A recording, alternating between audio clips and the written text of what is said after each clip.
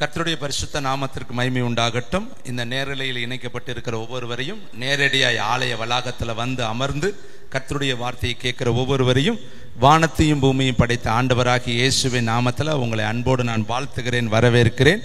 அற்புத இயேசு ஊழியத்தின் சார்பாக உங்கள் அத்தனை பேருக்கும் வாழ்த்துதலை நான் பதிவு செய்து கொள்கிறேன்.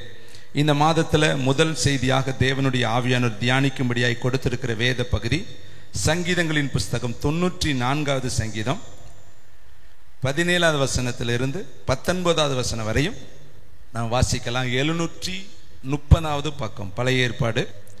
கர்த்தர் எனக்கு துணையாய் இராவிட்டால் என் ஆத்துமா சீக்கிரமாய் மௌனத்தில் வாசம் பண்ணி இருக்கும். என் கால் சறுக்குகிறது என்று நான் சொல்லும் பொழுது கர்த்தாவே உம்முடைய கிருபை என்னை தாங்குகிறது. என் உள்ளத்தில் விசாரங்கள் பெருகுகையில் உம்முடைய ஆறுதல்கள் என் ஆத்துமாவை தேற்றுகிறது. கைகளை தட்டி தேவனுக்கு ஒரு நன்றி சொல்லலாமா? 3 அருமையான வார்த்தைகள், 3 விதமான அர்த்தங்கள் உள்ள ஆவிக்குரிய வார்த்தைகள். அதில் 3வது வார்த்தையை நான் உங்கள் மத்தியில் தேவனுடைய வார்த்தையாய் கொண்டு வர பரிசுத்த ஆவியானவர் எனக்கு உதவி செய்திருக்கிறார். அந்த 3வது வார்த்தை 19வது வார்த்தையை கவனிங்களே. என் உள்ளத்தில் விசாரங்கள் அப்படின்னா வேதனைகள், துக்கங்கள், கண்ணீர்கள், அவமானங்கள், நெருக்கங்கள், போராட்டங்கள், பிரச்சனைகள், இது எல்லாத்துக்கும் ஒரே அர்த்தம் விசாரங்கள், வேதனைகள். பெருகுகையில், அப்ப உள்ளத்துக்குள்ள பிரச்சனைகள் பெருகுகையில், உள்ளத்துக்குள்ள வேதனைகள் பெருகும் பொழுது, போராட்டங்கள் பெருகும் பொழுது, எப்பக்கத்தில் நெருக்கங்கள் வரும் பொழுது அந்த பக்தன் சொல்லுகிற வார்த்தை உம்முடைய ஆறுதல்கள் என் ஆத்துமாவை தேற்றுகிறது. அப்ப விசாரங்கள் வரும் பொழுது, வேதனை வரும் பொழுது இன்னொன்று வரணும். அது என்னதுன்னா ஆறுதல் என்று சொல்லி வேதம் சொல்லுகிறது. அந்த ஆறுதல் அவர்களை தேற்றும் என்று சொல்லி வேதம் சொல்கிறது. ஒருவேளை இந்த 4வது மாதத்துல முதல் வாரத்துல விசாரத்தோடு, வேதனையோடு, துக்கத்தோடு, ஒரு புலம்பலோடு, தவிப்போடு 3 மாதமும் எங்களுடைய வாழ்க்கையில ஒன்றும் இல்லையே, நாங்கள் எதிர்பார்த்த நன்மைகள் கைகூட வரலையே, நாங்கள் எதிர்பார்த்த ஆசீர்வாதங்கள் இல்லையே என்று சொல்லி பல விசாரத்தோடு, வேதனையோடு, முகங்கள் துக்க முகத்தோடு நீங்கள் ஒருவேளை வந்திருந்தால் உங்களுக்கு இந்த நாளில் தேவனுடைய ஆவியானவர் கொடுக்கிற ஒரு வார்த்தை ஆறுதல் உங்களுக்கு ஒரு பெரிய தேறுதலாய் மாறும். பாருங்கள், அந்த வார்த்தையை நான் மீண்டும் உச்சரிக்கிறேன், கவனிங்க. என் உள்ளத்தில், ஒவ்வொருத்தருடைய உள்ளத்தில், நம்முடைய உள்ளத்தில் விசாரங்கள், பிரச்சனைகள் அல்லது பாரங்கள் அல்லது துக்கங்கள் அல்லது வியாதிகள் அல்லது ஏதோ ஒரு அழுத்தங்கள் பெருகுகையில் உள்ளத்துக்குள்ள ஒரு பெரிய பெருக்கம் வருதான். அப்பொழுது என்ன நடக்குதா? அவருடைய உம்முடைய ஆறுதல்கள் என் ஆத்துமாவை தேற்றுகிறது. இந்த வார்த்தையை வைத்து நான் தேவ சமூகத்தில் தியானிக்கிற வேளையில ஒரு மனிதனுக்கு ஆறுதல் எந்தெந்த வகையில கிடைக்கும் என்று சொல்லி தேவ சமூகத்தில் அமர்ந்திருக்கிற வேளையில தேவ ஆவியானவர் 4 விதமான ஆறுதல்களை இந்த வேதாகமத்தின் வெளிச்சத்தில் எனக்கு காண்பித்து உங்களோடு கூட பகிர்ந்து கொள்ள கர்த்தர் என்னை உந்தி கொண்டு வந்திருக்கிறார். ஒருவேளை இன்றைக்கு நீங்கள் பல வேதனையின் நடுவில் உட்கார்ந்து இருந்தால் உங்களுக்கு ஒரு ஆறுதலான செய்தியை, இந்த வேதம் காட்டக்கூடிய ஆறுதல், வேதம் கொடுக்கக்கூடிய ஆறுதல், வேதத்தில் எழுதப்பட்டிருக்கிற அந்த ஆறுதலை நீங்கள் பெற்றுக்கொள்ளும் பொழுது உங்கள் வாழ்க்கையில விசாரங்கள் ஒரு நாளும் உங்களை மேற்கொள்ளாது. பாருங்க, பவுலடிகள் கர்த்தரிடத்துல போய் ஒரு விண்ணப்பம் பண்ணுகிறார். பவுல் என்ன ஜெபம் பண்ணாலும் கர்த்தருக்கு பதில் சொல்லுவார். அவர் 3ஆம் வானம் வரை எடுத்துக்கொள்ளப்பட்டவர். பவுல் தேவனோடு நெருங்கி வாழ்ந்தவர். ஆனா அந்த மனிதனுக்கு ஒரு பலவீனம் இருந்தது, ஒரு நெருக்கம் இருந்தது, ஒரு உபத்திரவம் இருந்தது, ஒரு கண்ணீர் இருந்தது, ஒரு பலவீனம் இருந்தது. அந்த பலவீனம் நீங்கும்படி 3 முறை கர்த்தரிடத்துல போய் அவர் ஜெபம் பண்ணினார். வேதம் சொல்லுது 3 முறை நான் கர்த்தரிடத்துல வேண்டிக் கொண்டேன். அந்த 3 முறை ஜெபத்திற்கு ஒரே ஒரு பதிலை கர்த்தர் கொடுத்தார். என்ன சொன்னாரு? என் கிருபை உனக்கு போதும், உன் பலவீனத்துல என் பலன் பூரணமாய் விளங்கும். அதுக்கு பவுல் சொல்றாரு, என் பலவீனத்தை குறித்து நான் மேன்மை பாராட்டுவேன். ஏனென்றால் அந்த பலவீனம் இருக்கிறபடியினால் கர்த்தருடைய வல்லமை என் மேல பூர்ணமாய் தங்குது இல்லையா? அதனால நான் இனி பலவீனத்தை குறித்து மேன்மை பாராட்டி கொள்வேன், அதை பற்றி நான் வருத்தப்பட மாட்டேன் என்று சொல்லி அவர் கடந்து போகிறதை நாம் வேதத்திலே பார்க்கிறோம். ஒருவேளை இன்றைக்கு நீங்கள் விசாரத்தோடு வந்திருந்தால், வருத்தத்தோடு வந்திருந்தால், வியாதியோடு வந்திருந்தால், பற்றாக்குறையோடு வந்திருந்தால், இந்த மாதத்துல எப்படி நாங்கள் நடந்து போகிறோம் என்கிற பிரச்சனையோடு நீங்கள் வந்திருந்தா, உங்களுக்கு தான் இந்த காலை வேளையில் இந்த வார்த்தையை கர்த்தருடைய ஆவியானவர் முகமுகமாய் உங்களோடு பேசுகிற வார்த்தையை அதை நீங்கள் பற்றி பிடித்துக் கொள்ளும் பொழுது கர்த்தர் உங்களை ஆசீர்வதிப்பார். முதலாவது, ஒரு மனிதனுக்கு தேவன் கொடுக்கிற ஆறுதல் வேதம் சொல்கிறது. ஆதியாகம புஸ்தகம் 24ஆம் அதிகாரம் 67வது வசனத்தை வாசித்து பார்க்கலாம். Thank you, wonderful the Holy Spirit. ஆதியாகமம் 24ஆம் அதிகாரம் 67வது வார்த்தையை நம்ம ஜெபத்தோடு கூட வாசிக்கலாம். கர்த்தருக்கு மகிமை உண்டாகட்டும். அப்பொழுது ஈசாக்கு ரெபெக்காளை தன் தாய் சாராளுடைய கூடாரத்துக்கு அழைத்து கொண்டு போய் அவளை தனக்கு மனைவியாக்கி கொண்டு அவளை நேசித்தான். ஈசாக்கு தன் தாய்க்காக கொண்டிருந்த துக்கம் நீங்கி ஆறுதல் அடைந்தான். அருமையானவர்களே, ஈசாக்கு துக்கம் நிறைந்தவனாய் இருந்தான், வேதனை நிறைந்தவனாய் இருந்தான், புலம்பல் நிறைந்தவனாய் இருந்தான், சமாதானம் இல்லாதவனாய் இருந்தான். இப்ப அந்த துக்கத்திற்கும் சமாதானம் இல்லாத நிலைமைக்கும் கர்த்தர் ஒரு ஆறுதலான பாத்திரத்தை அவனிடத்துல கொண்டு வந்தார். அந்த பாத்திரத்துக்கு பெயர் ரெபெக்காள் என்று வேதம் சொல்லுகிறது. ரெபெக்காள் அவனிடத்துல வந்த பொழுது வேதம் பாருங்கள், கூர்ந்து பார்த்தீங்கன்னா உங்களுக்கு புரியும். ஈசாக்கு ரெபெக்காளை தன் தாயின் சாராளுடைய கூடாரத்துக்கு அழைத்து கொண்டு போய் அவளை தனக்கு மனைவியாக்கி கொண்டு அவளை நேசித்தான். ஈசாக்கு தன் தாய்க்காய் கொண்டிருந்த துக்கம் நீங்கி ஆறுதல் அடைந்தான். அப்ப ரெபெக்காள் ஈசாக்குக்கு ஆறுதல் தரக்கூடிய ஒரு மகளாக காணப்பட்டாள். வேதம் சொல்கிறது, நீதிமொழிகளை எழுதின ஞானவான், அனந்த ஞானம் உள்ளவர். பூமியில அவனுடைய ஞானத்திற்கு ஒப்பான ஞானம் ஒரு மனிதனுக்கும் கர்த்தர் கொடுக்கல. அதுக்கு அடுத்த ஞானவான் என்றால் ஏசப்பா தான். அப்படிப்பட்ட அனந்த ஞானம் உள்ள சாலமோன் ராஜா எழுதின நீதிமொழிகள் புஸ்தகம் 18ஆம் அதிகாரம் 22வது வசனத்தை நாம் ஜெபத்தோடு கூட வாசிக்கலாம். இந்த ஆறுதலை கர்த்தர் இங்க இருக்கிற ஒவ்வொருத்தருக்கும் கொடுத்திருக்கிறார். ஆனா அந்த ஆறுதலை நம்ம எந்த அளவுக்கு ஆறுதலாய் பயன்படுத்துகிறோம், ஆறுதலற்ற நிலைமையோடு வைத்திருக்கிறோம் என்பதை நாம் தியானித்து பார்த்தால் புரியும். நீதிமொழிகள் 18ஆம் அதிகாரம் 22ஆம் வசனம், மனைவியை கண்டடைகிறவன் நன்மையை கண்டடைகிறான், கர்த்தரால் தயையும் பெற்றுக்கொள்கிறான். அப்ப மனைவி ஒரு புருஷனுக்கு ஆறுதலாய் தேவனால் கொடுக்கப்பட்டிருக்கிற ஒரு பாத்திரமாய் இருக்கிறான். அதே போல மனைவிக்கு கணவன் ஒரு ஆறுதலான பாத்திரமாய் கர்த்தர் கொடுத்திருக்கிறார். பாருங்கள், தாவீது சொல்றார், விசாரங்கள் பெருகுகையில் உம்முடைய ஆறுதல்கள் என்னை தேற்றினது. அப்ப இந்த உலகத்துல உனக்குள்ளே விசாரம் உண்டாகாமல் உனக்கு ஒரு ஆறுதலை கொடுப்பதற்காக வேதம் சொல்லுது, நல்ல மனைவியை கர்த்தர் உனக்கு ஈவாய் கொடுத்திருக்கிறார், நல்ல புருஷனை கர்த்தர் உனக்கு ஈவாய் கொடுத்திருக்கிறார். அதுதான் முதலாவது உங்களுக்கு தேவன் கொடுத்திருக்கிற மிகப்பெரிய ஆறுதல். அது ஒரு தேறுதல். ஆனா எத்தனை பேரு மனைவியை ஆறுதலாய் நம்ம பார்க்கிறோம், கணவனை ஆறுதலாய் பார்க்கிறோம், மனைவியை தேறுதலாய் பார்க்கிறோம், புருஷனை தேறுதலாய் பார்க்கிறோம். வேதம் சொல்லுது, மனைவியை கண்டடைகிறவன் நன்மையை கண்டடைகிறான். இப்ப மனைவி கிடைப்பது அது ஒரு நன்மை, கணவன் கிடைப்பது அது ஒரு நன்மை. இந்த உலகத்துல எத்தனையோ பேர்களுக்கு கணவன் கிடையாது, எத்தனையோ பேர்களுக்கு மனைவி கிடையாது, எத்தனையோ பேர்களுக்கு குடும்பம் கிடையாது, எத்தனையோ பேர்களுக்கு அந்த வாய்ப்பே அவர்களுடைய வாழ்க்கையில கிடைக்கவில்லை. வேதம் சொல்லுது, பரத்திலிருந்து ஒருவனுக்கு கொடுக்கப்படாவிட்டால் ஒருவனும் ஒன்றையும் பெற்றுக்கொள்ள மாட்டான். வேதம் சொல்கிறது, என்னால் அன்றி உங்களால் ஒன்றும் செய்யக்கூடாது. அப்ப திருமணம் முடிப்பது, பெற்றெடுப்பது, இது எல்லாமே தேவன் நமக்கு கொடுத்திருக்கிற மிகப்பெரிய ஒரு ஆசீர்வாதம். இது உங்களுக்கு ஒரு ஆறுதல். ஆனா உங்க துக்கத்தின் நேரத்துல அந்த மனைவியின் இடத்துல நம்ம எவ்வளவு நேரத்தை நம்ம ஸ்பெண்ட் பண்றோம், எவ்வளவு நேரத்தை நம்ம செலவு செய்கிறோம். உங்க வேதனை நேரத்துல கணவனிடத்துல நம்ம எவ்வளவு நேரத்தை செலவு செய்கிறோம். அந்த மனைவியை ஆறுதலான பாத்திரமாய் நம்ம பார்த்திருக்கிறோமா? பாருங்கள், மனிதன் தனிமையாய் இருப்பது நல்லது அல்ல என்று சொல்லி ஏற்ற ஒரு துணையை கொடுத்தாராம். அப்ப ஆதாமுக்கு எல்லாவற்றையும் அவர் படைச்சாரு, வானத்தை படைச்சாரு, படைப்புகள்ல எல்லா படைப்புகளை உருவாக்கிட்டு எல்லாவற்றையும் நல்லது நல்லது நல்லது நல்லதுன்னு பார்த்தாரு. ஆனா மனிதன் மட்டும் தனிமையா இருப்பது நல்லதல்லைன்னு சொல்லி அவனுக்கு ஏற்ற ஒரு துணையை உண்டாக்குனார. கைத்தட்டி கர்த்தருக்கு. அப்ப ஏவாள் யார் தெரியுமா? ஏற்ற துணை. அப்ப ஈசாக்குக்கு ரெபெக்காள் யாரு?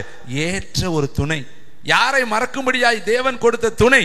தாயின் துக்கம் மறையும்படியாக, தாயின் பிரிவு மறையும்படியாக, தாயின் தனிமை மறையும்படியாக, தாயினுடைய அரவணைப்பு மறையும்படியாக அடுத்த ஒரு தாயாக தேவன் கொண்டு வந்த பாத்திரம் தான் ரெபெக்காள். அப்ப ரெபெக்காள் ஈசாக்குக்கு எப்படி இருந்தாளா? ஆறுதலா இருந்தாளா? அப்ப அருமையானவர்களே, இந்த உலகத்துல உங்களுக்கு ஒவ்வொருவருக்கும் ஒரு ரெபெக்காளை ஆண்டவர் கொடுத்திருக்கிறார், ஒவ்வொருவருக்கும் ஒரு ஈசாக்க கர்த்தர் கொடுத்திருக்கிறார். ஆனா அந்த ஆறுதலை நம்ம எந்த அளவுக்கு பயன்படுத்தி கொள்கிறோம்?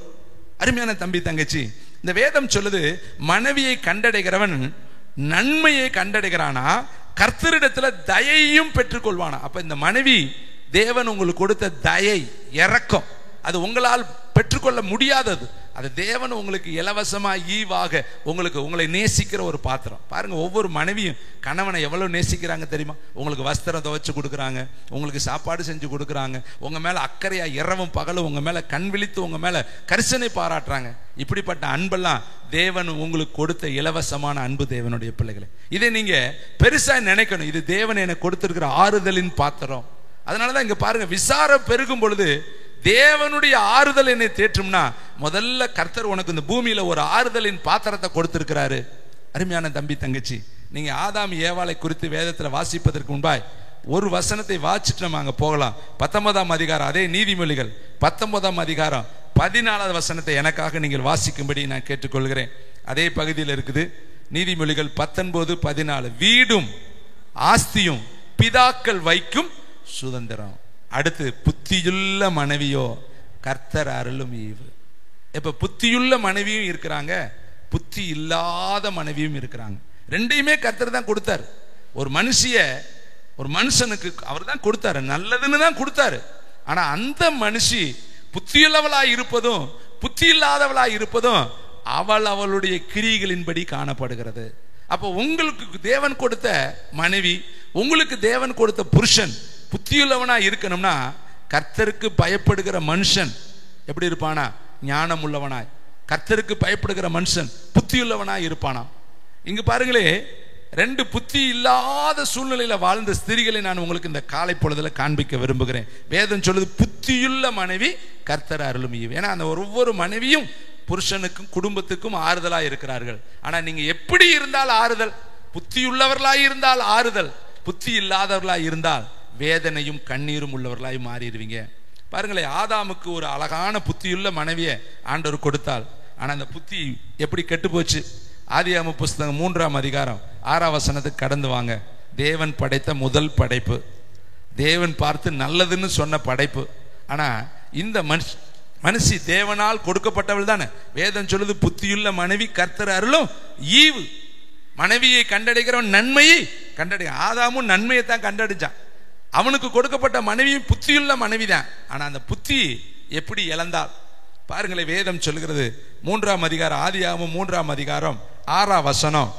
அப்பொழுது ஸ்திரியானவள் அந்த விருட்சகம் புசிப்புக்கு நல்லதும் பார்வைக்கு இன்பமும் புத்தியை தெளிவிக்கிறதுக்கு இச்சிக்கப்படத்தக்க விருட்சகமாய் இருக்கிறது என்று கண்டு அதன் கனியை பறித்து புசித்து தன் புருஷனுக்கும் கொடுத்தான், அவனும் புசித்தான். இவ எவ்வளவு புத்தியுள்ள மனைவி பாருங்க. கர்த்தர் அந்த நடுமரத்தின் கனியை புசிக்க கூடாதுன்னு சொல்லி இருந்தோம், அதுக்கு விலகிரு என்று சொல்லி இருந்தோம். ஆனா இவ என்ன பண்ணுனா, தன்னுடைய புத்தியை இழந்து, அது இச்சிக்கப்படத்தக்க ஒன்றாய் இருக்கிறது, அது விரும்பப்படத்தக்க ஒன்றாய் இருக்கிறது, அது கவர்ச்சிகரமான ஒன்றாய் இருக்கிறது, அது எனக்கு புத்தியை தெளிவிக்கும்படியான ஒன்றாய் இருக்கிறது என்று சொல்லி தேவனுடைய கட்டளையை மீறி, தேவனுடைய ஆலோசனையை மீறி புத்தியை இழந்து புத்தி இல்லாதவளாய் போய் அந்த பழத்தை சாப்பிட்டு அந்த குடும்பத்துக்கு பெரிய வேதனையை கொண்டு வந்துட்டான். நல்ல ஒரு தோட்டத்துக்குள்ள அவங்க குடியிருந்தாங்க. தேவன் உலாவுகிற ஒரு தோட்டம். பகலின் குளிர்ச்சியான வேளையில ஆதாமும் ஏவாளும் இருக்கிற தோட்டத்துக்குள்ள தேவன் பேசுவதற்கு இறங்கி வருவாராம். அவர்களுக்காய் உருவாக்கப்பட்ட அந்த ஏதேன் தோட்டத்தை விட்டு துரத்தப்படுவதற்கு காரணமாய் இருந்தவள் இவளுடைய புத்தி ஈனமான ஒரு செயல்தான். தேவனுடைய பிள்ளைகளை, தேவன் படைத்ததெல்லாம் நல்லதுக்கு தான் படைச்சாரு. எல்லாவற்றையும் நன்மையும் செவ்வையுமாய் தான் படைத்தார். அவர் படைப்புல எங்கேயுமே குறைவு கிடையாது. ஆனா அந்த படைப்பு எப்படி புத்தியீனமாய் மாறினதுன்னா, பார்க்க கூடாததை பார்த்து, கேட்க கூடாததை கேட்டு, உட்காரக்கூடாத இடத்துல உட்கார்ந்து, செய்யக்கூடாததை செய்ததுனாலதான் அவள் புத்தி ஈனமான மகளாய் மாறி ஏதேன் தோட்டத்தை விட்டு 2 பேருமே துரத்தப்பட்டாங்களாம். இதை கேட்கிற தம்பி தங்கச்சி, இதை கேட்கிற சகோதரிகளே, நீங்க உங்க வீட்டுக்கு புத்தியுள்ள ஸ்திரியா இருந்தீங்கன்னா உங்க புருஷனுக்கு நீங்க கிரீடமா இருப்பீங்க, ஆறுதலா இருப்பீங்க, தேறுதலா இருப்பீங்க. 2 பேரும் ஒரே சரீரம் என்று வேதம் சொல்கிறது. இருவராய் இராமல் இருவர் ஒருவராய் இருப்பார். அப்ப 2 பேருக்குள்ளே ஒரே சிந்தை, ஒரே எண்ணம், ஒரே நினைவு, ஒரே உணர்வு, ஒரே பேச்சு, ஒரே காரியங்கள் இருக்கணும்னு வேதம் சொல்கிறது. புருஷன் தாயின் தகப்பனை விட்டு மனைவியோடு இசைந்து இருப்பான். அப்ப 2 பேரும் இசைந்து ஒரு மனமாய் இருக்கும் பொழுது ஒருத்தருக்கு ஒருத்தர் அங்க ஆறுதலாக, தேறுதலாக, தேற்றக்கூடியவர்களாக இருப்பார்கள் என்று வேதம் சொல்கிறது. அப்ப தாவீதுக்கு முதல்ல ஒரு ஆறுதல் என்ன தெரியுமா? அவர் சொல்றாரு, உம்முடைய ஆறுதல் என்னை தேற்றினது. அப்ப ஒரு மனைவி, நல்ல மனைவி, புத்தியுள்ள மனைவி ஒரு புருஷனுக்கு தேறுதல் உள்ளவளாக, தேற்றுதல் உள்ளவளாக, அவனை சரியான பாதையில் நடத்தக்கூடியவளாக இருப்பாள். இதே நீங்க பாருங்களே, இந்த வேதத்துல நிறைய பேருடைய பெயரை கர்த்தர் எழுதி இருக்கிறார். ஆனா ஒரு மிகப்பெரிய தேவ மனுஷனுடைய மனைவியுடைய பெயர் அவர் எழுதவே இல்லை. யோபு புஸ்தகத்துக்கு கடந்து வாங்க, 2ஆம் அதிகாரம் 9ஆம் வசனம். எல்லாரும் பாருங்க, இங்கே ஒரு யோபுவுடைய மனைவி எப்படிப்பட்டவளா இருந்தா? அந்த மனைவி நிமித்தம் இவன் ஆறுதல் அடைந்தானா, அல்லது கிளேசப்பட்டானா, அல்லது துக்கப்பட்டானா? ஈசாக்கு மனைவியின் நிமித்தம் ஆறுதல் அடைந்தான். ஆனா யோபு மனைவியின் நிமித்தம் என்ன பாடுபட்டான்? ஏவாள் நிமித்தம் ஆதாம் பட்ட பாட நம்ம வேதத்துல பார்க்கிற, துரத்தப்பட்டான். இங்க யோபு எல்லாருடைய பேரை எழுதியிருக்கு. ஆனா யோபு மனைவி பேரை நீங்க எங்கேயுமே பார்க்க முடியாது. அவ பேர் வேதத்துல எழுதப்படவே கிடையாது. பாருங்க, இவ்வளவு பெரிய ஊழியக்காரனுக்கு மனைவியா இருந்து அவ பேரை கர்த்தர் எழுத அனுமதிக்கவே கிடையாது. வேதம் சொல்கிறது பாருங்க எப்படியா? யோபு 2ஆம் அதிகாரம் 9ஆம் வசனம் வாசிங்க. அப்பொழுது அவன் மனைவி அவனை பார்த்து, அவன் மனைவின்னு தான் இருக்கு, யோபு மனைவின்னு தான் இருக்கு. அந்த யோபுவுக்கு மனைவிக்கு ஒரு பேர் இருக்கும் இல்லையா? அந்த பேர் அந்த வேதத்துல எழுதப்படல. பணக்காரன் பேர் வேதத்துல எழுதப்படல, பிச்சைக்காரன் பேர் வேதத்துல எழுதப்பட்டிருக்கு. அப்ப வேதத்துல ஒரு மனிதனுடைய பெயர் எழுதப்படணும்னாலும் அந்த கிருபை இருந்தா தான் அவன் பேர் எழுதப்பட முடியும். அப்ப இவ்வளவு பெரிய 20 பிள்ளைகளை பெத்தெடுத்தா. யோபுவோடு முதல்ல 10 பிள்ளைகளை பெத்தெடுத்தாள், 2வது முறையும் 10 பிள்ளைகளை பெத்தெடுத்தாள். ஆனா அவ பேரை வேதத்துல எந்த ஒரு இடத்துல கர்த்தரை எழுத அனுமதிக்கவே கிடையாது. அவ பேர் என்னதென்று நமக்கு தெரியவே தெரியாது. ஆனா இவ யோபுவுக்கு ஆறுதலா இருந்தாளா? ஓத்திரவ காலத்துல இவள் ஆறுதலா இருந்தாளா? வேதனையா இருந்தாளா? வேதம் சொல்லுது, ஈசாக்கு ரெபேக்காளால ஆறுதல் அடைந்தான். மனைவியை கண்டடைகிறவன் நன்மையை கண்டடைகிறான். அப்போ ஒரு மனைவி நமக்கு ஆறுதல்னா, யோபு மனைவி எப்படி இருந்தால்? நீங்க உங்க கணவனுக்கு எப்படி இருக்கிறீங்க?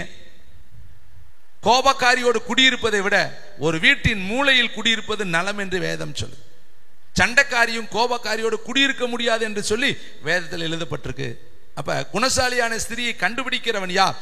அவளுடைய விலை முத்துக்களை பார்க்கிலும் உயர்ந்தது என்று வேதம் சொல்கிறது. ஸ்திரீகளிடத்துல நிறைய காரியத்தை கர்த்தர் கொடுத்திருக்கிறார். ஒரு ஸ்திரியானவள் வியாபார கப்பலை போல இருக்க வேண்டும். அதிகாலையில் எழுந்து இருட்டோடு தூர தேசத்திலிருந்து ஆகாரத்தை கொண்டு வர வேண்டும். அவளுடைய விளக்கு அணையாமல் இருக்க வேண்டும். அவள் இதோ பலவிதமான நன்மைகளை செய்யக்கூடியவளாய், விசாரிக்கக்கூடியவளாய் இருக்க வேண்டும். இப்ப யோபுவுடைய மனைவி எப்படி இருந்தா பாருங்க, எவ்வளவு தேறுதலா இருக்கிறா பாரு. யோபுவுக்கு அவள் எவ்வளவு ஆறுதலா இருக்கிறா பாருங்க. 9ஆம் வசனம் அவ என்ன சொல்றா பாருங்க. அவனை பார்த்து, நீர் இன்னும் உடைய உத்தமத்தில் உறுதியாய் நிற்கிறீரோ, தேவனை தூசித்து. எவ்வளவு ஆறுதல் பார். இதை படிச்சு இதை கேட்கிறப்ப அவன் எவ்வளவு வருத்தப்பட்டிருப்பேன். இன்னைக்கு உங்க வாழ்க்கையில மனைவி ஏதாவது சொல்லிட்டா எவ்வளவு வருத்தப்படுறீங்க? கணவன் ஏதாவது சொல்லிட்டா எவ்வளவு வருத்தப்படுறான்? பிள்ளைகள் ஏதாவது சொல்லிட்டா எவ்வளவு வருத்தப்படுறான்? யோபுவும் மனுஷன் தானே. அவன் மனுஷி அவனுடைய மனைவி கடிந்து கொள்றா, ஜீவனை விடு, செத்துப்போ, நீ எதுக்கு இன்னும் உயிரோடு இருக்கிற? இன்னும் நீ உத்தமமா இருப்பியோ? இன்னும் கர்த்தர் நல்லவர்னு சொல்லுவியோ?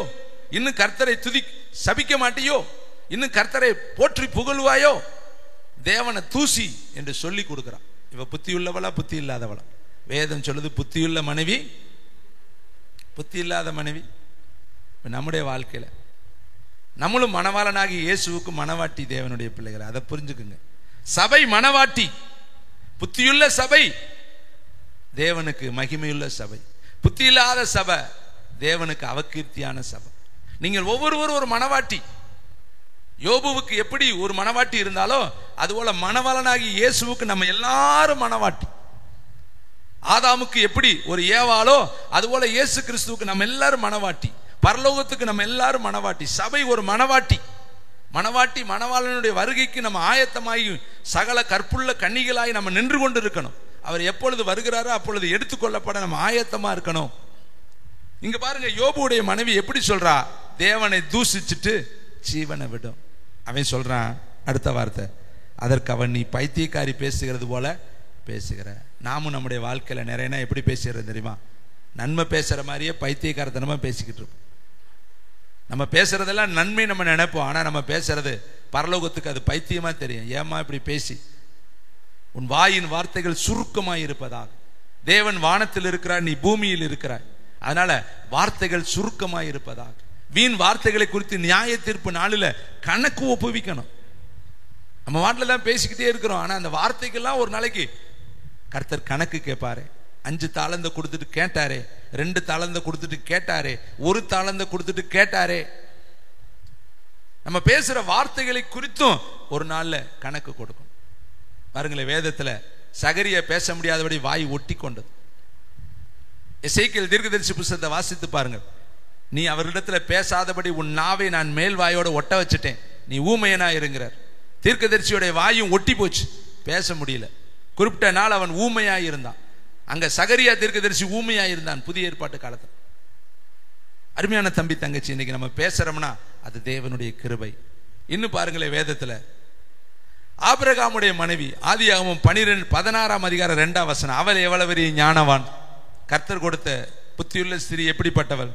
பரிசுத்தெல்லாம் எதுக்கு கர்த்தர் எழுதி வைத்திருக்கிறார்? நம்மளுடைய வாழ்க்கையில இப்படிப்பட்ட மதியீனமான காரியங்கள் இல்லாதபடி மனவாட்டியாய் நம்ம வாழணுங்கிறதுக்காக தான் கர்த்தர் இந்த வசனங்களை எல்லாம் நமக்கு எழுதி வைத்திருக்கிறார். ஆதியாகமம் புஸ்தகம் 19ஆம் அதிகாரம் 26, லோத்துடைய மனைவி 26. அவன் மனைவியோ பின்னிட்டு பார்த்து உப்பு தூண் ஆனாள். லோத்துடைய மனைவி, இங்க அவனுக்கு ஒரு மனைவி இருந்தாங்க இல்லையா, அவனோட வாழ்ந்து 2 பிள்ளைகளை பெற்றெடுத்து எல்லா சந்தோஷத்தையும் அனுபவிச்சவள். இப்ப கர்த்தர் பெரிய இறக்கம், கையை பிடிச்சு இழுத்துட்டு போனாராம். 16ஆம் வசனத்தை பாருங்களேன், அதே அதிகாரம்.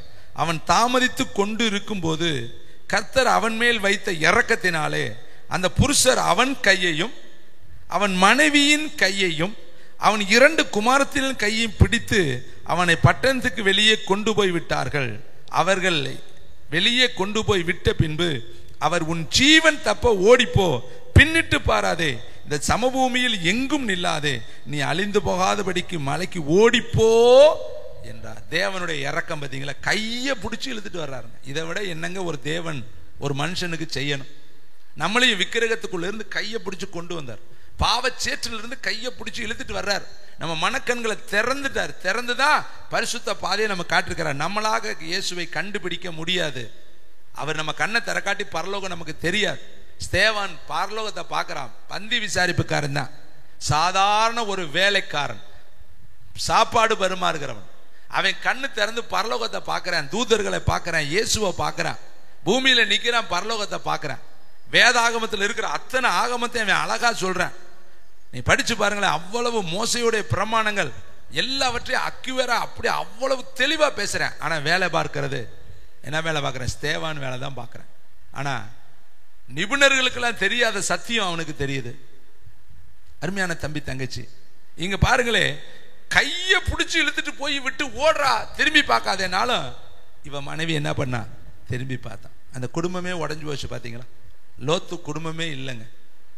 ஆபிரகாமோடு வாழ்ந்து செல்வச்சீமானா இருந்தான். இவன் மந்தையும் பெருகுச்சு, இவன் மந்தையும் பெருகுச்சு, இவனுக்கு ஆடு மாடு, இவனுக்கு வேலைக்காரர்கள். ஆனா கீழ்ப்படியாத மனைவி, கர்த்தருடைய வார்த்தைக்கு நடுங்காத மனைவி, கர்த்தர் சொன்ன எச்சரிப்பை மீறின மனைவி.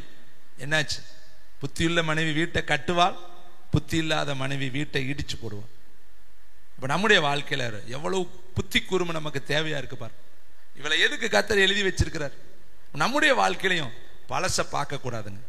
பழைய வாழ்க்கை, பழைய சிநேகம், பழைய பேச்சு, பழைய உறவுகள், பழைய வாழ்க்கை, பழைய சால்வை, பழைய ரெட்டு, பழைய விதமான அந்த போர்வையை நம்ம எடுத்து திரும்பவும் பத்த கூடாது. அதை விட்டுட்டு நம்ம வந்துட்டோம் இல்லையா? இவ என்னத்தை பார்த்தா? சோதமகுமாரில பார்க்க வேண்டியது ஒண்ணுமே இல்லையே. தூதன் கையை பிடிச்சி இழுத்துட்டு வந்து ஓடுனா இவ திரும்பி பார்த்தாள், எச்சரிப்பை மீறினாள், ஆலோசனையை மீறினாள், கர்த்தருடைய வார்த்தையை புறம்பே தள்ளினாள். எவ்வளவு வேதனைப்பட்டிருப்பேன். லோத்து, உன்னோட நான் வாழ்ந்து கடைசியில நீயும் உப்புத்தூனா போய் நீ பெத்தெடுத்து வளர்த்த ஒழுக்கமில்லாத பிள்ளைகளால என் வாழ்க்கையும் பாலாகி கடைசியில அட்ரஸே இல்லாம போச்சு, எல்லாமே போச்சு. மொத்தத்துல லோத்தோடைய சரித்திரமே முடிஞ்சு போச்சு. அம்மோனியர்களையும் மோபாவியர்களையும் அவன் பெற்றெடுத்தான். அதுக்கு பின்னாடி வாழ்க்கையில வரலாற்றில் அவன் காணவே காணும். எவ்வளவு வேதனையாய் ஓட்ட முடிச்சு. நல்ல ஆரம்பம், ஆனா முடிவு நல்லா இல்லையே. வேதம் சொல்லுது, ஆரம்பம் அற்பமானாலும் முடிவு சம்பூரணமா இருக்கணுமே. எப்படி வேணாலும் ஆரம்பிக்கலாம், ஆனா முடிக்கிறது நல்லா முடிக்கணும் இல்லையா? முடிவு தானே ரொம்ப முக்கியம். ஆரம்பம் அருமையான லோத்துடைய ஆரம்பம் அருமம், ஆனா முடிவு வேதனை. ஆதாம் ஏவாளுடைய ஆரம்பம் அருமை, முடிவு வேதனை. வேதத்துல எத்தனையோ பேரு ஆரம்பம் அருமையா இருக்கும், முடிவு வேதனையா இருக்கும். அருமையான தெம்பி இன்னும் பாருங்களேன், ஆதியாகமம் 16:2, ஆதியாகமம் புஸ்தகம் 16:2 எப்படிப்பட்ட மனைவிகளை வைத்து இவர்கள் ஊழிய பாதைகளில் கடந்து போயிருக்கிறார்கள். ஆதியாகமம் 16:2 சாராய் ஆபிரகாமை நோக்கி, நான் பிள்ளை பெறாதபடி கர்த்தர் என் கற்பத்தை அடைத்திருக்கிறார், என் அடிமை பெண்ணோடு சேரும், ஒருவேளை அவளால் என் வீடு கட்டப்படும் என்றால் சாராயின் வார்த்தைக்கு ஆபிராம் செவி கொடுத்தான். இவளுக்கு எவ்வளவு நல்ல ஒரு வெளிப்பாடு இருக்கு தெரியுமா? கரெக்டா சொல்றா, கற்பத்தை கர்த்தர் அடைத்து வைத்திருக்கிறார். அப்ப இவளுக்கு தெரியுது இல்லையா, அடைச்சவர் திறப்பாரா திறக்க மாட்டாரா? உங்க வாழ்க்கையிலையும் சில அடைப்புகள் இருந்தா திறப்பார். பொருளாதார அடைப்புகள், சமாதானத்துல அல்லது எழுப்புதல்ல, ஏதாவது ஒரு விதத்துல எங்கேயோ ஒரு பக்கம் கதவு எரிகோ மாலை அடைச்சிருந்தா திறக்கிறவரை நோக்கி நம்ம பார்க்கணும். அவர் திறந்து விடுவார், அடைச்சவர் திறந்து விடுவார். நம்மளை உருவாக்கினவருக்கு எல்லாமே தெரியும். ஆனா இவ உபாய தந்திரங்களை, குறுக்கு வழிகளை, தன் புத்தி சுய புத்தியில சாய்ந்து கர்த்தருடைய வழியை விட்டு விலகிறார். வேதம் சொல்லுது, உன் சுய புத்தியிலே சாயாதேன்னு எழுதியிருக்கு. கர்த்தரை நம்பி நன்மை செய், தேசத்தில் குடியிருந்து சத்தியத்தை மேய்ந்து கொள் என்று வேதம் சொல்லுது. இவ சுய புத்தியில சாயறா. நல்லா தெரியுது பாருங்க, இவளுக்கு ஒன்னும் தெரியாம கிடையாது, நல்லா தெரியுது. கற்பத்தை கர்த்தர் அடைத்து வைத்திருக்கிறார். வாசிக்கிறேன் பாருங்களேன். சாராய் ஆபிராமை நோக்கி, நான் பிள்ளை பெறாதபடி கர்த்தர் என் கற்பத்தை அடைத்திருக்கிறார். அப்ப அவளுக்கு தெரியுது இல்ல, கற்பத்தை கர்த்தர் தானே அடைச்சிருக்கிறாரு. அப்ப யாரு திறக்கிறது? அடைச்சவர் தானே திறக்கணும். இவளால வேற எந்த விதமா கதவை தட்டினா எப்படி திறக்கும்? அப்ப அவரை நோக்கி அபயமிட்டு இருக்கணும் அல்லவா? கர்த்தர் வாக்கு கொடுத்திருக்கிறார் இல்லையா? அந்த வாக்கு தத்துவத்தை நிறைவேற அவ காத்திருக்கணும் இல்லையா? அதுங்காட்டி இவள் வேறே மார்க்கத்தை, வேறே ஒரு தந்திரத்தை, வேறே யோசனை உடையவளாக புருஷனை பலாத்காரம் பண்றா. வேற வழி இல்லாம அவனு என்ன பண்றான், இறங்கி போறான். இன்னைக்கு பாத்தீங்களா, புத்தியுள்ள மனைவி வீட்டை கட்டுவா, புத்தி இல்லாதவ இடிச்சு போட்டுருவான். இப்ப இவ கட்டினால இடிச்சு போட்டாலும், இவ செஞ்ச ஒரே ஒரு நிதானமற்ற ஒரு செயல், அவசர காரியம் இந்த குடும்பத்தை இடிச்சு போட்டுருச்சு. அதனாலதான் இன்னைக்கு உலகத்துல பயங்கரமான துஷ்ட சந்ததியே வந்துருச்சு. ஒரு நிமிஷம் நிதானத்தை இழந்துட்டான். இவள் போட்டு அவனை அலட்டி அவனையும் நிதானத்தை இழக்க பண்ணினார். எப்படி ஏவாள் தின்னுட்டு போய் ஆதாமை திங்க வச்சுட்டா பாத்தீங்களா? இப்ப கடைசியில ஏவாளால ஆதாமு கெட்டான், சாராயால ஆபிராமு கெட்டான், லோத்து மனைவியால லோத்து கெட்டான். எல்லாமே உங்களை மட்டும் சொல்றேன்னு சொல்ல நினைக்காதீங்க. நம்முடைய வாழ்க்கையில பெண்கள் ரொம்ப நல்லவங்களை கர்த்தர் கொடுத்திருக்கிறார். ஆனா நீங்க ஞானத்தோடு நடந்து கொண்டா உங்க வீடு கட்டி எழுப்பப்படும். நீங்க புருஷனுக்கு கிரீடம். நம்ம சபை ஒரு மனவாட்டி சபையை நீங்க வச்சுதான் பேசுறேன். நம்ம எல்லாம் கிரீடம் அவருக்கு. நம்ம புத்தியோடு நடந்தா அவருக்கு மகிமை, புத்தி இல்லாம நடந்தா அவருக்கு அவகீர்த்தியா பாரு. என் மனைவி இப்படி இருக்கிறாள். ஒரு புருஷன் நெருவில் உட்கார்ந்து நடக்கும் பொழுது அவனை பார்த்து சொல்லணும், அவனுடைய குடும்பம் அப்படி, அவனுடைய மனைவி இப்படின்னு சொல்லி நம் நிமித்தம் தான் அவங்களுடைய பெயர் கனப்படும், கனவீனப்படும். அருமையான தம்பி தங்கச்சி, இதே வேலையைத்தான் யாக்கோப்புடைய மனைவி செஞ்சா. ஆனா ரெபேக்கால் செய்யவே இல்லைங்க. அவளை எவ்வளோ வருஷம் மலடியா இருந்தாள். ஆனா ஜெபம் பண்ணி தான் ஆண்டவர் அவங்களுக்கு குழந்தை பாக்கியம் கொடுத்தார். ஆனா யாக்கோப்புக்கு 2 பேரு மனைவி வந்தாளுங்க பாரு. இவங்க 2 பேர் செஞ்ச வேலையை பாருங்களேன். ஆதியாகமம் 30ஆம் அதிகாரம் 1ஆம் வசனம். இதே வேலையை அங்க அவங்க செய்யறாங்க. 30ஆம் அதிகாரம் 1ஆம் வசனம்.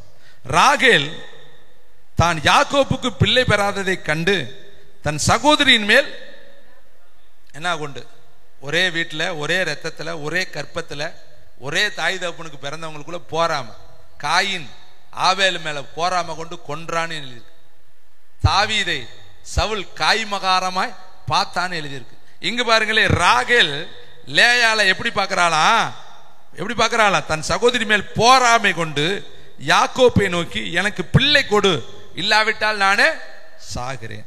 அதுக்கு 3ஆம் வசனம் பாருங்க. அப்பொழுது அவன் இதோ, 2ஆம் வசனம், அப்பொழுது யாக்கோப்பு ராகேலின் மேல் கோபம் கொண்டு, தேவன் அல்லவோ உன் கற்பத்தை, இங்க இவன் சொல்றான் பாத்தீங்களா, அங்க அவ சொன்னா, இங்க இவன் சொல்றேன், கர்த்தர் எல்லாம் அடைச்சு வச்சிருக்கிறாரு, நான் என்ன தேவனா, என்னைய குடுன்னு நான் எங்க போறது?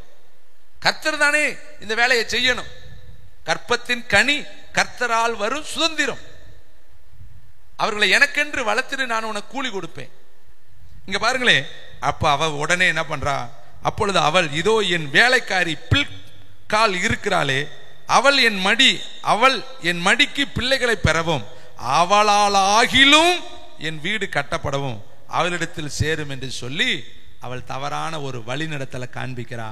வேற வழி இல்லாம யாக்கோப்பும் அந்த வழியில போனா. அதை நிமித்தம் தாங்க எத்தனையோ வேதனைகள் பெருகிக்கிட்டே போச்சு. இப்ப இவனுக்கு கிடைச்ச மனைவி பாருங்க. இந்த மனைவிக்காக இவன் 7 வருஷம் ஆட்டுக்குட்டி மேய்ச்சு, திரும்பவும் 7 வருஷம் ஆட்டுக்குட்டி மேய்ச்சு. இவளுக்காக இவன் போகாத பாதையே கிடையாது. 20 முறை மாமனார் சம்பளத்தை மாத்தினானா. கிட்டத்தட்ட ஒரு 40 வருஷத்துக்கு மேல ஆட்டுக்குட்டி மேய்ச்சே அவன் வாழ்ந்துருக்கான். இவளுக்காக அவன் பட்டபாடு இவ்வளவு. ஆனா இவ ஒரு நிமிஷத்துல இவனுடைய வாழ்க்கையை சொரட்டி அடிச்சுட்டா பாரு.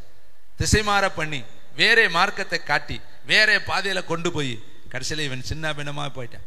இதை கேட்கிற தம்பி தங்கச்சி, மனைவி ஒரு வீட்டுக்கு கிரீடம், ஒரு புருஷனுக்கு கிரீடம்.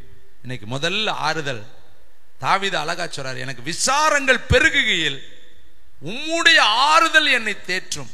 அப்ப நீங்க தான் உங்க கணவனுக்கு தேவன் கொடுத்திருக்கிற முதல் ஆறுதல். நீங்க தான் உங்க மனைவிக்கு கர்த்தர் கொடுத்திருக்கிற முதல் ஆறுதல். பிள்ளைகள் தேவன் உங்களுக்கு கொடுத்திருக்கிற ஆறுதல். சபை உங்களுக்கு தேவன் கொடுத்திருக்கிற ஆறுதல். உடன் ஊழியர்கள் தேவன் உங்களுக்கு கொடுத்திருக்கிற ஆறுதல்கள். இந்த ஐக்கியம் தேவன் உங்களுக்கு கொடுத்திருக்கிற ஆறுதல். இந்த இடத்துல ஜீவ நீரூற்று உண்டு. இந்த இடத்துல ஒரு பெரிய சமாதான நதிகள் உண்டு. இந்த இதை நீங்க நீந்தி மூழ்கும் பொழுது ஒரு பெரிய ஆறுதலை நீங்கள் பார்க்க முடியும். இரண்டாவது ஒரு ஆறுதலை வேதம் சொல்லுகிறது. சங்கீதம் 119 49 50 வசனம். சங்கீதம் 119 எல்லாரும் எடுத்துக்கொள்வோம். கர்த்தருக்கு மகிமை உண்டாகட்டும். 119 சங்கீதம் 49 வசனம் 50 வசனம் எல்லாரும் சேர்ந்து வாசிக்கலாமா? நீர் என்னை நம்ப பண்ணின வசனத்தை உமது அடியனுக்காக நினைத்தரலும், அதுவே என் சிறுமையில் எனக்கு ஆறுதல். உம்முடைய வாக்கு என்னை உயிர்ப்பித்தது. இங்க தாவீது சொல்ற இன்னொரு ஆறுதல், உம்முடைய வாக்கு தத்தம், உம்முடைய வார்த்தை, நீர் எனக்கு பண்ணிருக்கிற அந்த வாக்கு தத்தம் இருக்கு இல்லையா, என்னை நம்ப பண்ணின உம்முடைய வசனம், அதுதான் எனக்கு சிறுமையில ஒரு பெரிய ஆறுதல். கர்த்தர் உங்களுக்கு வாக்கு கொடுத்திருக்கிறார் இல்லையா? எத்தனை வாக்கு தத்தங்களை நீங்க வாங்கி இருக்கிறீங்க, அதுதான் உங்களுக்கு ஆறுதல்.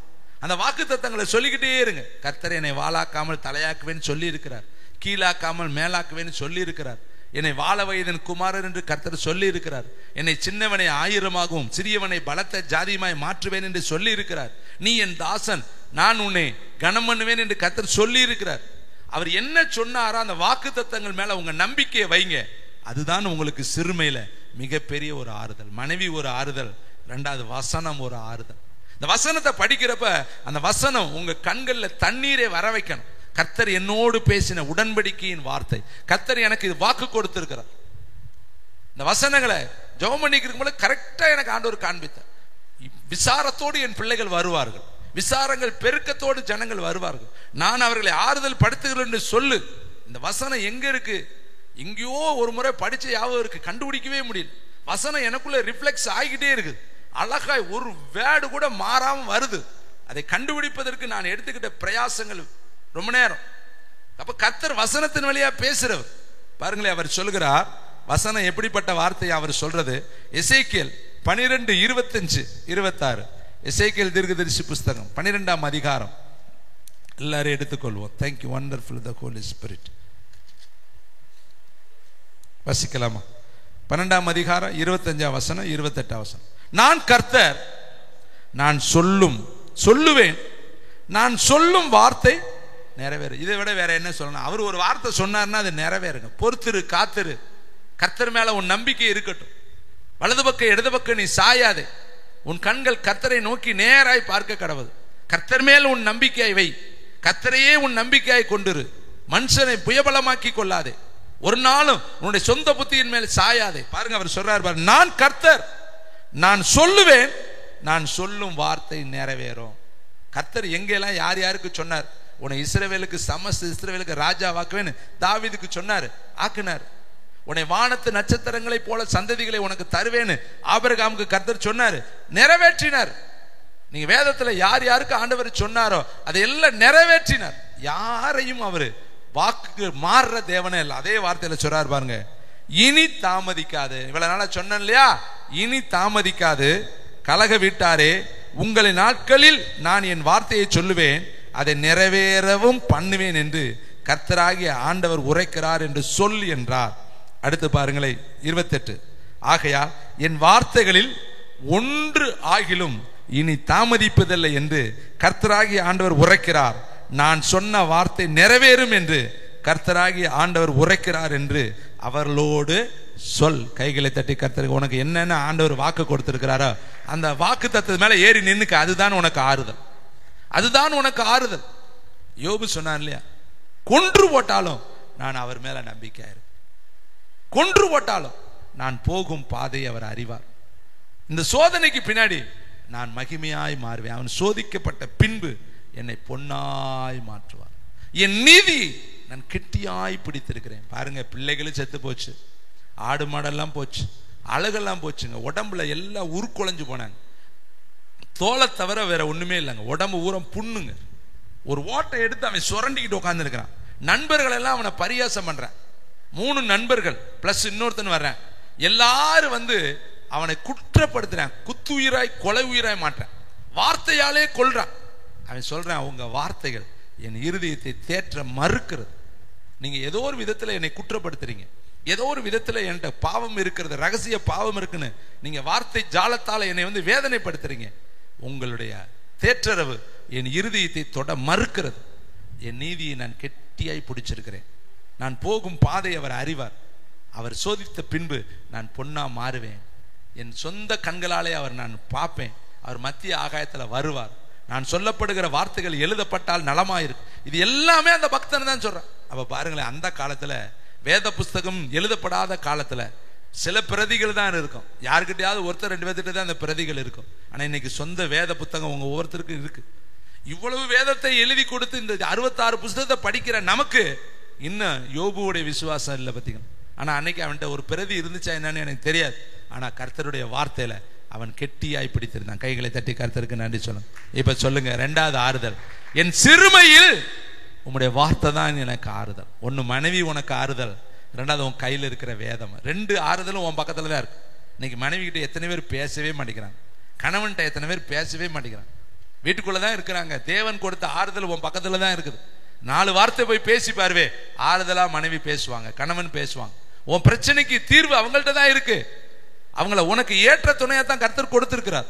ஏற்ற துணையா தான் கர்த்தர் உனக்கு ஈவாய் கொடுத்திருக்கிறார். இது உன்னால் உண்டானதல்ல. உனக்கு கிடைத்த மனைவி, உனக்கு கிடைத்த புருஷன், உனக்கு கிடைத்த பிள்ளைகள், உனக்கு கிடைத்த சபை, உனக்கு கிடைத்த ஊழியங்கள்லாம் நீயா உருவாக்கிக்கிட்டதல்ல. வேதம் சொல்லுகிறது இது உங்களால் உண்டானதல்ல. அது தேவனுடைய ஈவு, இரக்கம், தயவு. என்னை அன்றி உங்களால் ஒன்றும் செய்ய கூடாது. இன்னான் இந்த ஊர்ல பிறப்பேன், இவனுக்கு இன்ன பேர் வைக்கும், எல்லாமே கைகளை தட்டுங்க. ஆதீனத்துல தேவனால் தெரிந்து கொள்ளும். நீ மாரம்பாடியில பிறக்கணும், உலகமட்டியில பிறக்கணும், புதூர்ல பிறக்கணும், திண்டுக்கல்ல பிறக்கணும், வேடசுந்தூர்ல பிறக்கணும், இந்த எல்லைகளில் 18 பெட்டியில பிறக்கணுங்கிறது தேவனுடைய அனாதி தீர்மானத்துல எழுதப்பட்டிருக்கு.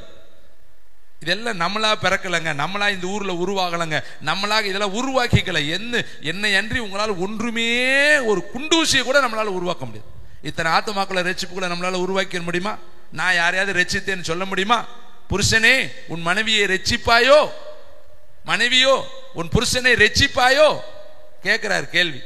ரட்சிப்பு கர்த்தருடையதுங்க. சில பேர் சொல்றாங்க, நான் இத்தனை பேர்த்த ரட்சிப்புகளை நடத்திட்டேன். இல்லவே இல்லை, நம்மளால யாரையுமே ரட்சிப்புகளை நடத்த முடியாது. வார்த்தையை தான் சொல்லுவோம். லீதியாளுடைய இருதயத்தை திறந்தது போல கர்த்தர் திறந்தா தான் ரட்சிப்பு வரும். அப்ப எல்லாமே அவருக்கு தான். மகிமை கைத்தட்டுங்க பார்க்கலாம். எல்லா மகிமையும் கனமும் புகழும் எல்லாம் கர்த்தருக்கு தான். இங்க பாருங்க, வேதம் சொல்லுது, நான் சொல்லும் வார்த்தை நிறைவேறும். கர்த்தர் சொல்லி இருந்தாருன்னா அது எந்த நாளும் மாறாது, நிச்சயமாய் நிறைவேறும். எந்த நிமிஷத்துலயும் அது நடக்கும். அது காத்திரு, பொறுத்திரு. ஆடு மேய்க்கிறவனை அரசலகரை மாத்தினார். அவனுக்கு அரசாங்கம் தெரியாதுங்க, யுத்தம் தெரியாதுங்க, யுத்த கலை தெரியாதுங்க, ராணுவத்தை அரசாங்கத்தை எப்படி நடத்தணுங்கிற நிர்வாக திறனை அற்றவன். அவன் ஒண்ணுமே தெரியாதவன், படிப்பறிவு இல்லாதவன். ஆனா அவனை சமஸ்த இஸ்ரவேலுக்கு 40 ஆண்டுகள் கர்த்தர் ராஜாவை வைத்தார். கைத்தட்டி கர்த்தர் அவர் சொன்னார்னா அதை நிறைவேற்றுவார். ஊமையை அவரால் பேச வைக்க முடியும், செவிடனை அவரால் கேட்க வைக்க முடியும், முடவனை அவரால் நடக்க வைக்க முடியும், சப்பானி ஓட வைக்க முடியும், செத்தவனை உயிரோடு எழுப்ப வைக்க முடியும். கர்த்தர் சொன்னாரு, தேவனால் கூடாத காரியம் ஒன்று உண்டோ சொல்லு பார்க்கலாம். என்னால் முடியாதுன்னு உன்னால என்ன முடியும் சொல்லு, அப்படி ஏதாவது இருக்குதா சொல்லுன்னு கேட்கிறார் கர்த்தர். சகலத்தையும் செய்து முடிக்க அவர் வல்லமையுள்ளவராக இருக்கிறார். நீ அவரை நம்பு. நீ செய்ய வேண்டிய ஒன்னே ஒரு நற்கிரிய, கர்த்தர் மேல் நம்பிக்கை வை. பவுல் சொல்றார், நான் நம்புகிறவர் இன்னார் என்பதை அறிந்திருக்கிறேன், நான் விசுவாசிக்கிறவர் இன்னார் என்பதை நான் அறிந்திருக்கிறேன். இப்படிப்பட்ட கப்பர் சேதம் வரும்னு கர்த்தர் எனக்கு சொன்னார். ஆனா நீங்க மாலுமி பேச்சை நம்பினீங்க, என் பேச்சை நம்ப மாட்டேனீங்க.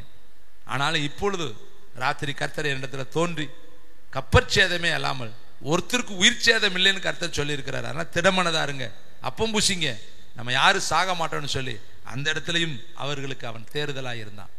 அருமையானவர்களே, முதல்ல ஆறுதல் மனைவி, இரண்டாவது ஆறுதல் வசனம். அதனால இந்த வசனத்தை எடுத்து படிங்க.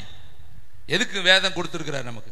மூளையில வைக்கா, அல்லது பெட்டிக்குள்ள வைக்கவா, அல்லது பக்கெட்டுக்குள்ள வைக்க அல்ல, அது உன் இருதயத்துல பதித்து இருக்கணும். வசனம் உன் இருதயத்தை ஆளுகை செய்யணும்.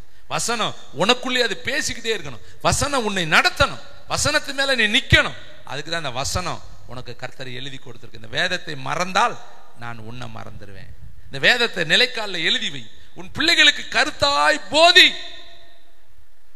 இந்த வேதத்தின் மகத்துவங்களை உங்களுக்கு எழுதி கொடுத்தேன், அவைகளை அந்நிய காரியமாய் நினைப்பானேன். இந்த இரவும் பகலும் வேதத்தில் தியானமா இருக்கிற மனுஷன் பாக்கியவான், அவன் செய்கிறதெல்லாம் வாய்க்கும். யோசுவாவுக்கு கர்த்தர் சொன்னார், இந்த நியாய பிரமாண புஸ்தகம் வாயை விட்டு பிரியாது இருப்பதாக. இரவும் பகலும் இதன்படி செய்ய நீ செஞ்சேனா நீ இந்த உலகத்துல புத்திமானாய் விளங்குவார். பாருங்க, ஒரு அழகான மனுஷன் அத்திமரத்துக்கு கீழே உட்கார்ந்து வேதத்தை படிக்கிறான். கர்த்தர் சொல்றாரு, உன்னை அத்திமரத்தின் கீழே நான் என்ன செஞ்சேன் கண்டேன், இதிலும் பெரிதான காரியத்தை காண. வேதத்தை படிச்சேன்னா பெரிய காரியத்தை செய்வார், பெரிய காரியத்தை கர்த்தர் செய்வார். மூணாவது ஆறுதலை நான் உங்களுக்கு சொல்லி கர்த்தருடைய வார்த்தைக்குள்ள கொண்டு செல்ல வருவேன். ஏசாயா தீர்க்கதரிசி புஸ்தகம் 28ஆம் அதிகாரம் 11-12. மூணாவது ஒரு ஆறுதலை எங்கே வேதம் சொல்லுகிறது? முதல் ஆறுதல் மனைவி, இரண்டாவது ஆறுதல் வசனம், மூணாவது ஆறுதலை கர்த்தர் நமக்கு கொடுத்திருக்கிறார்.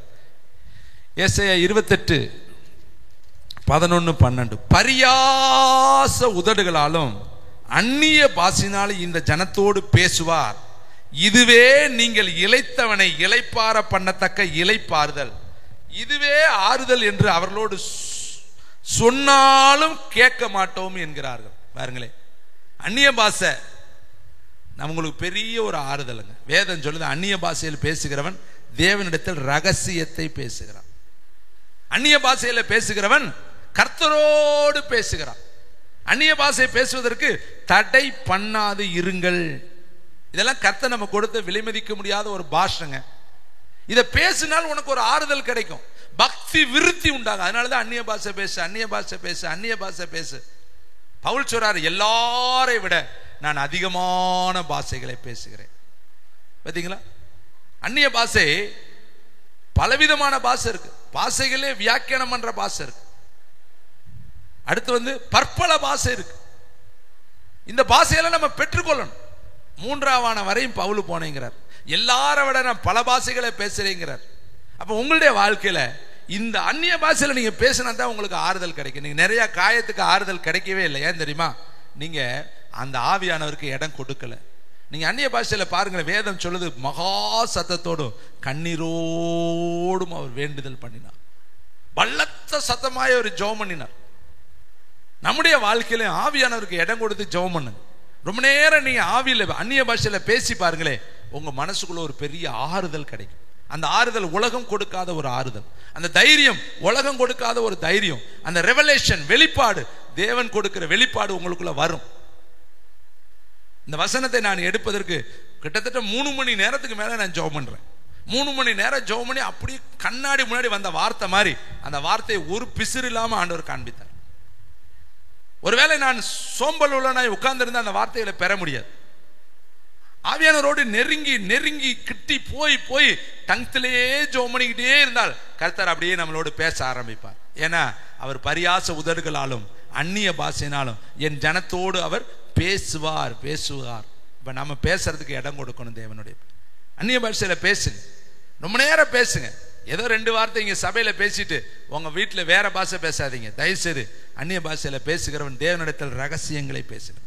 பேசு, உனக்கு கொடுத்த பாஷை தானே, அது உனக்கு தரமாட்டேன்னு அவர் சொல்லவே இல்லையே. அது பக்தி விருத்திக்குரிய பாஷை. சபைகள் பக்தி விருத்தி அடைந்தது எப்படி? அந்நிய பாஷையில பேச பேச பேச பேச பேச பக்தி விருத்தி அடையும். அதனால தயவு செய்து உனக்கு ஒரு ஆறுதல் வேணுமா இந்த மாசம், எவ்வளவு நேரம் ஆவியில பேச முடியுமோ, ஆவியானவருக்கு இடம் கொடுக்க முடியுமோ, நீ அந்நிய பாஷையில 1/2 மணி நேரம் ஜெபம் பண்ணி பாரு, உன் கண்ணுடைய பார்வையே வித்தியாசமா. 1 மணி நேரம் ஜெபம் பண்ணி பாரு, காண்டாம இருக்கிறதுக்கு ஒத்த பலன் வந்துடும். 1.5 மணி நேரம் 2 மணி நேரம் நீ டங்க்ல பேசி பாரு, உன்னுடைய வேகமே ஜெட் விமானம் மாதிரி இருக்கும். நம்ம அந்த பாதையில இன்னும் போகலைங்க. அதனாலதாங்க உங்களுக்கு அந்த ரெவலேஷன் தெரியல. நீங்க போய் பாருங்களேன், மனுஷ பாஷை பேசுறதை விட்டுட்டு தூதர்கள் பாஷை, பரலோக பாஷை பேசுங்க. ரொம்ப நேரம் பேசுங்க, பேசுனதே தெரியும் உங்களுக்கு. ஆனா கர்த்தர் அந்த பாஷையோட வியாக்கியானம் அவர் அறிந்தவர். நீ என்ன பேசுறேன்னு அவருக்கு தெரியும். உலகத்தில் இருக்கிற எல்லா பரிசுத்தவான்களுடைய ரகசியமே இதுதான். அவங்க ஊழியத்தில் மின்னி பிரகாசிக்கிறதுக்கு காரணம் என்ன தெரியுமா? ஆவியானவருடைய பேஸ்ட். பரியாச உதடுகளுக்கு, அந்நிய பாஷைகளுக்கு அவங்க கொடுக்கிற முக்கியத்துவம், ஆவியானவரை துக்கப்படுத்தாமல் ஆவியானவரோடு நெருங்கி நடக்கிறதுனாலதான் ஆவியானவர்களை அடுத்த மண்டலத்துக்குள்ள கொண்டு போறார். அப்ப மூணாவது ஆறுதல் அந்நிய பாஷை. ஃபர்ஸ்ட் ஆறுதல் உங்க மனைவி, ரெண்டாவது ஆறுதல் தேவன் உங்களுக்கு கொடுத்த வசனம், மூணாவது ஆறுதல் ஆவியானவர். அந்த ஆவியானவரை ஜென்டிலான ஆவியானவர். ஆவியானவர் சவுலுக்குள்ள வரும் பொழுது தீர்க்கதரிசிகள் கூட்டத்தில் அவன் தீர்க்க தரிசனம் சொன்னான். ஆவியானவர் மேல இறங்குறப்ப வேறே இறுதியும் அவனுக்கு உண்டானது. சமயத்துக்கு ஏற்றபடி செய்ய சொன்னார். அந்த ஆவியானவர் வரும் பொழுது அவன் வித்தியாசமான மனிதனாக இருந்தான். ஆனா ஆவியானவர் ஒரு நாள் விலகிட்டார், அவனுக்கே தெரியல. சிம்சோன் மேல ஆவியானவர் பலமா இறங்கினார், ஆனா விலகுனது சிம்சோனுக்கு தெரியல. நம்முடைய வாழ்க்கையிலையும் ஆவியானவர் விலகிறது நமக்கு தெரியாதுங்க. எப்ப விலகுவாரு? அவரை வருத்தப்படுத்தினா விலகிடுவார், அவரை துக்கப்படுத்தினா விலகிடுவார். அழகா வருவாரு, ஆனா போறப்ப சொல்லாம போயிடுவார். ஆனா பிசாசு ஒரு மனுஷனுக்குள்ள வர்றது தெரியவே தெரியாது. ஆனா போறப்ப அவன் அட்டுழியம் பண்ணி நாக்க துருத்த வச்சு, கண்ணை முட்டை வச்சு, உருண்டு காலம் போட வச்சு, கடைசியில அட்டுழியம் பண்ணி தலையெல்லாம் பிக்க வச்சு அவன் போறதுக்குள்ள ஊருக்கெல்லாம் நான் இங்க இருந்தேன்னு காட்டிட்டு போயிடுவேன். ஆனா ஆவியானவர் அப்படி கிடையாது. அவர் மனதை புண்படுத்தினா அவர் ஜென்டிலா விலகுவார், யார்ட்டையுமே சொல்ல மாட்டார், விலகிடுவார். ஏன்னா எனக்கு அங்க வாசனை இல்லை, என் பேச்சுக்கு அங்க மதிப்பு இல்லை, என்னை ஆலோசனை அவங்க கேட்கலன்னு சொல்லிட்டு அவர் அழகா விலகி போயிடுவார். அருமையானவர்களே, இது ரெண்டுக்குள்ள வித்தியாசத்தை நம்ம புரிந்து கொள்ளணும். அதனால இன்னையில இருந்து உனக்கு ஒரு ஆறுதல் வேணுமா? ரொம்ப நேரம் ஜெபம் பண்ணு, நல்ல ஜெபம் பண்ணு, நல்ல ஆவியானவருக்கு இடம் கொடு, அந்நிய பாஷை பேசிக்கிட்டே இரு. கர்த்தர் உன்னை அடுத்த மண்டலத்துக்குள்ள கொண்டு போய் உனக்கு ஆறுதலை தருவார். நாலாவது ஆறுதல் 2 கொரிந்தியர் 1:4 முடிக்கிறேன். 2 கொரிந்தியர் 1:4 ஒரே ஒரு வசனம் தான். 2 கொரிந்தியர் 1:4. Thank you wonderful the Holy Spirit. 2 கொரிந்தியர் 1:4 தேவனால் எங்களுக்கு அருளப்படுகிற ஆறுதலினாலே எந்த உபத்திரவத்திலும் அகப்படுகிறவர்களுக்கு நாங்கள் ஆறுதல் செய்ய திராணி உள்ளவர்களாகும்படி எங்களுக்கு வரும் சகல உபத்திரவங்களிலும் கைத்தட்டுங்க, அவரே எங்களுக்கு ஆறுதல். கடைசியில யாருதான் ஆறுதல்? அவருதான். அவருக்கு பேர் ஆறுதலின் நாயகன். அவருதான். அவர் பாதத்துல போய் உட்கார்ந்து கொள்ளும். ஆகார் புருஷனால கைவிடப்பட்டா, யார் வாழ்க்கை தூண்டி விட்டால அவளால கைவிடப்பட்டா. தூண்டி விட்ட சாரால துரத்தி விட்டுட்டான், துரத்தி விட சொன்னான். வாழ்ந்தவன் துரத்தி விட்டுட்டான். ஒரு குடம் தண்ணி, ஆறுதலே கிடையாது. வனாந்தரத்துல ஓடுறான், வனாந்தரத்துல ஓடுறான். கர்த்தர் அங்க அவளை பார்த்து பேசுறாரு, எங்க இருந்து வர்ற, ஏன் போற, நீ போய் அங்க அடங்கிரு, நான் உன்னை ஆசீர்வதிப்பேன். அப்பதான் அவன் சொல்றா, என்னை காண்பவரை நானும் இவ்விடத்தில் கண்டேன் என்று சொல்லி அந்த இடத்துல ஒரு பேர் வைத்தா. அவருக்கு பேர் காண்கிற தேவன். உங்க வேதனை அவருக்கு தெரியும், உங்க கண்ணீர் அவருக்கு தெரியும், உங்க வனாந்தரம் அவருக்கு தெரியும், உங்க விசாரங்கள் அவருக்கு தெரியும், உங்க மனசுக்குள்ள நீங்க சுமந்துட்டு இருக்க பாரம் அவருக்கு தெரியும், உங்க தனிமை அவருக்கு தெரியும், உங்க இது வேதனையினுடைய ஆழ அகல நீள உயரம் அவருக்கு தெரியும். ஆகாரை கண்டவர் உங்களையும் பார்க்கிறார். உங்களுக்கு ஒரே ஒரு உலகத்துல ஆறுதல் ஆபிரகாம் அல்ல, சாரால் அல்ல, உங்க உலகத்தில் இருக்க வேற யாரும் அல்ல. ஒரே ஒரு ஆறுதல், அவரே என் அடைக்கலமும் என் கோட்டையும் என் அரணும் என் பலனும் ஆபத்து காலத்தில் அனுகூலமான துணையாளரும் இரட்சகனும் என் கொம்பும் என் உயர்ந்த அடைக்கலமா இருக்கிறான்னு பக்தனாகிய தாவீது 18ஆம் சங்கீதத்துல சொல்றார். அப்ப எல்லாமே அவர் தான். எல்லாரும் ஜெபிக்கும்படி எழுந்து நிற்கலாம்.